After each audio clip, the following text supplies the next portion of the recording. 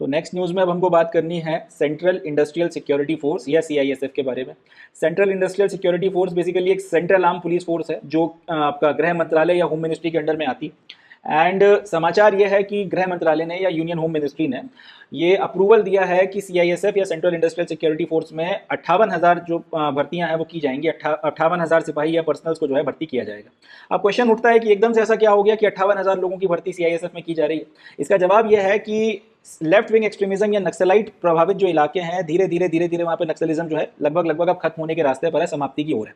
In fact Chhattisgarh जो सबसे ज्यादा आपका नक्सलाइट्स या लेफ्ट विंग एक्सट्रीमिज्म से प्रभावित राज्य है, वहां पर भी अब जो नक्सलाइट्स के खिलाफ लड़ाई है वो एकदम निर्णायक स्थिति में पहुंच गई है। और होम मिनिस्टर अमित शाह ने मार्च 2026 की डेडलाइन दी है सिक्योरिटी फोर्सेस को कि छत्तीसगढ़ से पूरी तरह नक्सलाइट्स का जो है सफाया करके खत्म करके मुझे दो।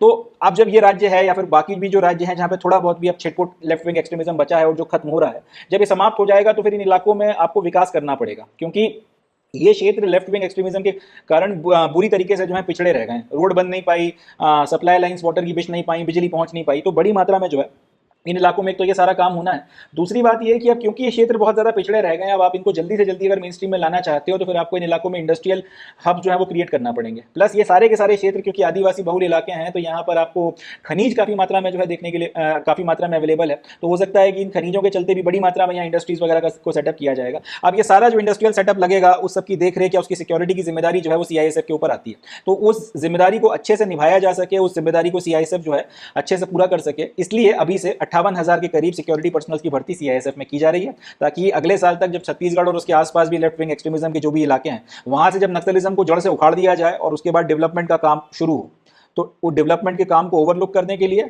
और जब वहां पे इंडस्ट्रीज लगेंगी तो उस इंडस्ट्री की सिक्योरिटी या प्रोटेक्शन के लिए सीआईएसएफ के पास पर्सनल्स की कमी नहीं होनी चाहिए। वो उसकी सेफ्टी और सिक्योरिटी का अपना जो जिम्मा है अच्छे से निभा सके, इसलिए इन 58,000 के करीब पर्सनल्स की भर्ती की जा रही है। इनफैक्ट ये जो पूरी की पूरी फोर्स है सीआईएसएफ की, इसकी जो टोटल स्ट्रेंथ है 2 लाख के करीब थी। 2 लाख इसकी सैंक्शन या टोटल स्ट्रेंथ थी। इसको भी प्रेसिडेंट ने बढ़ाकर 2,20,000 किया। ठीक है जी। तो प्रेजेंटली अभी तक सीआईएसएफ में मैक्सिमम कितने आपके जवान या अफसर सब कुल मिला के हो सकते थे 2 लाख। अब प्रेसिडेंट ने यह कहा है कि ये स्ट्रेंथ को बढ़ा के 2,20,000 जो है किया जा रहा है। तो ये तो इनकी जो सैंक्शन स्ट्रेंथ है कि इतने जो है मैक्स टू मैक्स आपके जो है सिपाही और सारे लोग जो है ऑर्गेनाइजेशन में हो सकते हैं। और करेंटली सीआईएसएफ में लगभग 1,62,000 के करीब जो है पर्सनल्स काम कर रहे हैं। अफसर जवान सब मिला लिए जाए तो 1,62,000 के करीब अभी एक्चुअल में काम कर रहे हैं। 2 लाख के करीब जो है इनकी सैंक्शन स्ट्रेंथ है और उसको बढ़ा के 2,20,000 के करीब किया जा रहा है। तो कुल मिलाकर 58,000 के करीब जो है आपकी वैकेंसीज या भर्तियां बन जाती हैं। तो 58,000 रिक्रूटमेंट जो है अब इनको करने हैं, इसलिए ये सैंक्शन होम मिनिस्ट्री की तरफ से किया गया। अब ऐसा भी नहीं है कि इकट्ठे आपके 58,000 लोगों की भर्ती कर ली जाएगी। तो प्लान ये बनाया गया है कि अगले 5 साल में हर साल 14,000 के करीब जो पर्सनल से उनको भर्ती किया जाएगा और ट्रेन किया जाएगा। तो एक साल के 14, अगले साल के 14, ऐसे करते करते धीरे धीरे 5 से 6 सालों के अंदर 58,000 के करीब रिक्रूटमेंट जो है पूरे किए जाएंगे और सीआईएसएफ में जो ये खाली पद है इनको भरा जाएगा, ताकि ये लेफ्ट विंग एक्सट्रीमिज्म खत्म होने के बाद जिन इलाकों में इंडस्ट्रियल सेटअप लगने वाला है वहां पर सही तरीके से अपनी ड्यूटीज को अंजाम दे सकें और आपकी जितना भी इंडस्ट्रियल सेटअप है उसको अच्छे से उसकी टेक केयर कर सकें। अब सवाल ये उठता है कि सीआईएसएफ एक्चुअल में डिप्लॉय कहां की जाती है। तो ये तो आपकी न्यूज हो गई सीआईएसएफ के बारे में। अब क्योंकि इससे सीआईएसएफ आपकी खबरों में आ गई, तो करंट अफेयर बन गया, इसलिए अब आपको सीआईएसएफ के बारे में कुछ बेसिक जानकारी होनी चाहिए कि सीआईएसएफ को एक्चुअल में डिप्लॉय किया कहां जाता है। तो पहली चीज तो ये कि सीआईएसएफ को अक्रॉस इंडिया कहीं पे भी डिप्लॉय किया जा सकता है। इसके अलावा कुछ आपके सिलेक्टेड इंटरनेशनल स्टेशन है वहां पर भी इसको डिप्लॉय किया जाता है। किया क्यों जाता है? ताकि जो आपकी देश का क्रिटिकल इंफ्रास्ट्रक्चर है उसकी सिक्योरिटी की जा सके, सरकार की जो इंपॉर्टेंट बिल्डिंग्स हैं उनकी, और प्राइवेट एस्टैब्लिशमेंट ऐसे जो देश के लिए बहुत काम किया, बहुत इंपॉर्टेंट है या क्रूशियल है, उनकी भी जो है सिक्योरिटी के लिए सीआईएसएफ को लगाया जाता है। तो याद रखिएगा सीआईएसएफ कहां डिप्लॉय होती है, सिर्फ भारत में डिप्लॉय होती है ऐसा भी नहीं है, इंडिया में और इंडिया के बाहर भी इसको डिप्लॉय किया जाता है। ऑब्जेक्टिव क्या है? जितना भी आपके देश का क्रिटिकल इंफ्रास्ट्रक्चर है, सरकार के आपकी इंपॉर्टेंट ऑफिसेज हैं या फिर ऐसी कोई प्राइवेट एस्टैब्लिशमेंट्स जिनका सरकार के लिए, देश के लिए बहुत ज्यादा महत्व है, वहां पर इनको लगाया जाता है। तो 2-3 सवाल यहां से बनते हैं, याद रखना। पहला तो ये कि ये सीआईएसएफ क्या सिर्फ इंडिया में डिप्लॉय होता है? जवाब है नहीं, ये इंडिया के बाहर भी डिप्लॉय होते हैं। दूसरा, क्या सीआईएसएफ सिर्फ सरकारी संस्थानों में डिप्लॉय होता है? ऐसा भी नहीं है, प्राइवेट इंस्टीट्यूशंस में भी इनको डिप्लॉय किया जाता है। मगर पॉइंट यह है कि जहां जहां लगाया जाता है वो सारी जगहें देश के क्रिटिकल इंफ्रास्ट्रक्चर जो है वहां पे होने चाहिए, या देश के लिए वाइटल अगर कोई काम वहां पे हो रहा है तो उसके पूरी की पूरे इंफ्रास्ट्रक्चर के सेफगार्ड की जिम्मेदारी इनके ऊपर डाली जाती है। अब इंडिया में कहां डिप्लॉय किया जाता है? सबसे पहले तो जो इंडस्ट्रीज में और इंफ्रास्ट्रक्चर की जो यूनिट्स हैं, इंडस्ट्रियल एंड इंफ्रास्ट्रक्चर यूनिट्स, वहां पर इनको लगाया जाता है। जैसे कि जो न्यूक्लियर इंस्टॉलेशन है उनकी सिक्योरिटी की जिम्मेदारी सीआईएसएफ के पास में। स्पेस एस्टैब्लिशमेंट यानी कि इसरो और उसके जितने भी लैब्स और ऑफिसेज हैं उनकी रक्षा ये करते हैं। भारत के जितने भी पावर प्लांट्स चल रहे हैं उन सब को जो है सीआईएसएफ ने प्रोटेक्ट कर रखा है। ऑयल और गैस सेक्टर की जितनी आपकी सरकारी संस्थान है उनकी, ओएनजीसी हो गया, इंडियन ऑयल हो गया, गया उसकी रक्षा, माइंस जिसमें खासतौर पे कोल और आयरन की माइंस आती हैं जो आपके देश की एनर्जी और इंडस्ट्रियल सप्लाई के लिए क्रिटिकल है, उनकी रक्षा ये लोग करते हैं। स्टील और उसके अलावा जो दूसरे मिनरल्स की माइनिंग होती है जहां जहां पे इनको लगाया जाता है उनको भी वहां पर भी जो है इनका इस्तेमाल किया जाता है। कोल और आयरन की माइंस में तो लगाया ही जाएगा, ये तो तय है। स्टील और इसके अलावा जो दूसरी माइनिंग है, अगर सरकार को लगता है कि यहां पर भी जो माइनिंग ऑपरेशन हो रहे हैं और बाकी सारी चीजें हो रही हैं उसके प्रोटेक्शन के लिए सीआईएसएफ को लगाया जाना चाहिए, तो वहां पर भी इनको डिप्लॉय किया जाता है।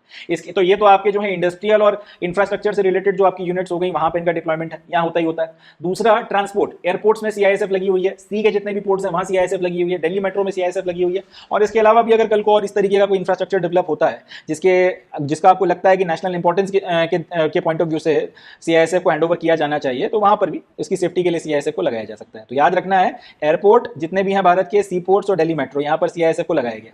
सरकारी बिल्डिंग्स की बात की जाए तो पार्लियामेंट का पूरा कॉम्प्लेक्स सीआईएसएफ हैंडल करती है। जितनी भी आपकी दिल्ली में केंद्र सरकार की और बाकी आपकी जो इंपॉर्टेंट बिल्डिंग्स हैं उनकी देखरेख की जिम्मेदारी, और जो आइकॉनिक हेरिटेजेस हैं, ताजमहल हो गया या फिर इस तरीके के जो दूसरे आपके आइकॉनिक हेरिटेजेस हैं, वहां पर भी इनको जो है सीआईएसएफ वालों को डिप्लॉय किया गया है, वहां पे ये लोग अपना काम करते हैं। अब प्राइवेट सेक्टर की बात की जाए तो जैसा मैंने आपको कहा कि प्राइवेट सेक्टर में ऐसे इंफ्रास्ट्रक्चर्स जो सरकार के लिए और देश के लिए बहुत क्रिटिकल है, इंपॉर्टेंट है, वहां पर इनको लगाया जाता है। इन्फोसिस का कैंपस हो गया, ये बहुत आपका कह सकते हैं इंपॉर्टेंट प्राइवेट सेक्टर की बिल्डिंग है जिसका प्रोटेक्शन जरूरी है, क्योंकि इन्फोसिस दुनिया भर में जो है काम करती है, दुनिया भर से लोग यहाँ पे आके इनकी ऑफिस में, इंडिया के कैंपसेस में काम कर रहे हैं। तो इस पर अगर किसी तरीके का कोई इशू हो गया, कल को कोई अगर किसी तरीके का कोई हमला हो गया, कोई सिक्योरिटी क्राइसिस क्रिएट हो गया, तो फिर देश के लिए एक बहुत शर्मनाक बात हो जाएगी। तो इन्फोसिस कैंपस एक ऐसी बिल्डिंग है जिसकी सुरक्षा सीआईएसएफ वाले करते हैं। पतंजलि का जो फूड और हर्बल पार्क है उसकी जो है प्रोटेक्शन कर रहे हैं। रिलायंस की जो जामनगर रिफाइनरी है इसकी ये लोग रक्षा कर रहे हैं। वजह यह है कि बहुत बड़ी मात्रा में रिलायंस वाले जो है आपका इस रिफाइनरी में ऑयल की रिफाइनिंग करके ना सिर्फ इंडिया में सप्लाई करते हैं, दुनिया भर में बेच रहे हैं। और ये एकदम गुजरात में जहां पर ये रिफाइनरी लगी हुई है वो बहुत मतलब एक क्रिटिकल पॉइंट है। इनफैक्ट अभी रिसेंटली पाकिस्तान का वो जो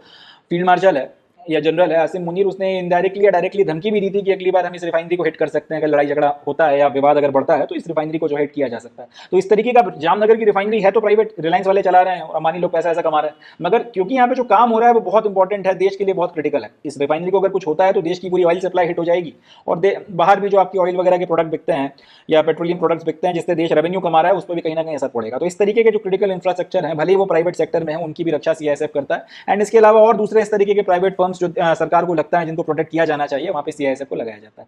इसके अलावा एजुकेशनल और मेडिकल इंस्टीट्यूट जो नेशनल इंपॉर्टेंस के हैं, जैसे विश्व भारती यूनिवर्सिटी है शांति निकेतन में, वहां पर इनको लगाया गया है।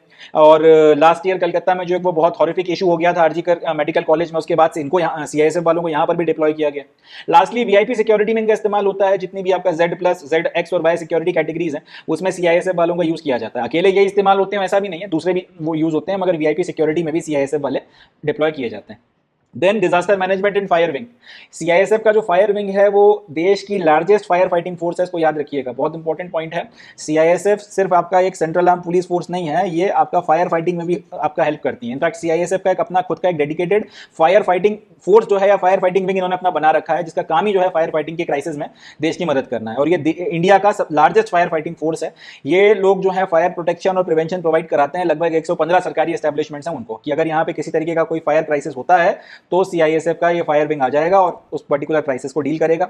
लोगों को चाहे निकालना हो या कुछ और करना हो, ये लोग जो है वहां पे आपकी मदद करते हैं। इसके अलावा इलेक्शन ड्यूटीज में इनका इस्तेमाल किया जाता है। नक्सलाइट अफेक्टेड एरियाज में सीआईएसएफ डिप्लॉयड है। एंड कोल के जो लोडिंग पॉइंट्स होते हैं, जो आपका पूरा का पूरा कोल निकल कर एक बार खान से बाहर आ गया और उसके बाद में फिर उसको लोड करके आपका ट्रक्स वगैरह से भेजना है जहां पर भी सप्लाई किया जाना है, या ट्रेन की ट्रेन लादी जाती है और उनको फिर भेजा जाता है आपके जो आपका कोल से बिजली बनाने वाले प्लांट्स हैं वहाँ पर, जो थर्मल पावर प्लांट्स हैं वहाँ पर इनको भेजा जाता है। तो इन पूरे पॉइंट्स पर कोल चोरी ना हो रही हो, किसी तरीके का कोई और विवाद ना हो जाए, किसी तरीके से यहाँ पे और कोई इशू ना क्रिएट हो जाए, कोई यहाँ पे रंगदारी दिखा के जो है कोल वगैरह को कब्जा करने की कोशिश ना करे, कोल माफिया किसी तरीके का खेल ना करना, इन सब बातों से रोकने के लिए सीआईएसएफ को यहाँ पे डिप्लॉय किया जाता है।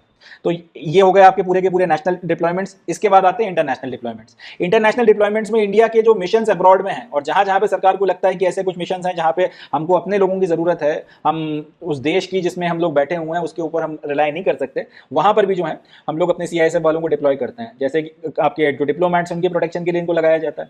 काठमांडू में, नेपाल में जो हमारी एम्बेसी है वहाँ पे, और इस्लामाबाद पाकिस्तान में जो हमारी एम्बेसी है वहाँ पर इनको डिप्लॉय किया गया। इसके अलावा यूनाइटेड नेशंस की पीस कीपिंग मिशन में हम लोग जाते हैं। And last but not least 2024 के पेरिस के जो ओलंपिक्स हुए थे वहाँ पे सीआरपीएफ, सशस्त्र सीमा बल, आईटीबीपी, एनएसजी और असम राइफल्स के साथ में सीआईएसएफ के भी जो बंदे थे वो गए थे, और वहाँ पे उन्होंने बकायदा सिक्योरिटी में मदद करी थी। इनफैक्ट पेरिस ओलंपिक्स जैसे इवेंट्स में हमारे लोगों को बुला के वहाँ पे सिक्योरिटी के पूरे इंफ्रास्ट्रक्चर में उनकी हेल्प लेना बताता है कि हमारे जो इंस्टीट्यूशंस हैं वो कितने एफिशिएंट हैं अपने काम में, कि पेरिस ओलंपिक्स जैसे इवेंट्स तक में इनको बुलाया जा रहा है और उनकी मदद ली जा रही है। तो ये कुछ इंपॉर्टेंट एस्पेक्ट्स हैं सीआईएसएफ के बारे में जो अपने को याद रखने हैं। यहाँ से क्वेश्चंस वगैरह आने वाले वक्त में पूछे जा सकते हैं, हाई चांसेस हैं कि बनेंगे।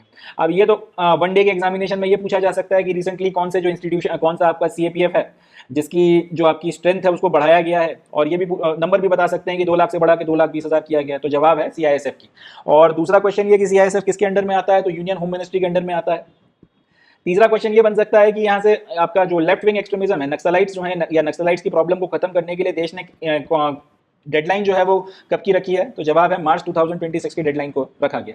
Last but not least CISF कहाँ कहाँ डिप्लॉय होती है, तो सीआईएसएफ नेशनल और इंटरनेशनली दोनों जगहों पर डिप्लॉय होती है। भारत की क्रिटिकल इंफ्रास्ट्रक्चर, गवर्नमेंट फैसिलिटी और प्राइवेट एस्टैब्लिशमेंट्स को प्रोटेक्ट करने के लिए डिप्लॉय होती है। एंड जहाँ जहाँ होती है फिर अपन ने देख ही लिया है, इंडस्ट्रियल और इंफ्रास्ट्रक्चर की units, transportation facility, government buildings और मॉन्यूमेंट्स, प्राइवेट सेक्टर की इंपॉर्टेंट बिल्डिंग्स, एजुकेशन और medical institutes, VIP security, disaster management and fire wing. उसके बाद में आपकी जो इलेक्शन ड्यूटीज़ हैं, नक्सलाइट अफेक्टेड एरियाज हैं, कोल लोडिंग पॉइंट्स, आपके इंटरनेशनल डिप्लॉयमेंट में जो इंटरनेशनल मिशन अब्रॉड में जाते हैं वहाँ, यूनाइटेड नेशंस की पीस कीपिंग मिशन में, और ओलंपिक्स 2024 में इनको बुलाया गया था, और इस तरीके के दूसरे इवेंट में भी अगर बुलाया जाए तो वहाँ पर भी ये लोग जाके अपनी सेवाएं देते हैं। ये कुछ इंपॉर्टेंट फैक्ट्स हैं या कुछ इंपॉर्टेंट एस्पेक्ट्स हैं जो सीआईएसएफ के बारे में अपने को ध्यान रखना है। यहाँ से क्वेश्चन पूछे जा सकते हैं। चलें, that's it from this news. आगे बढ़ते हैं, नेक्स्ट न्यूज़ देखते हैं।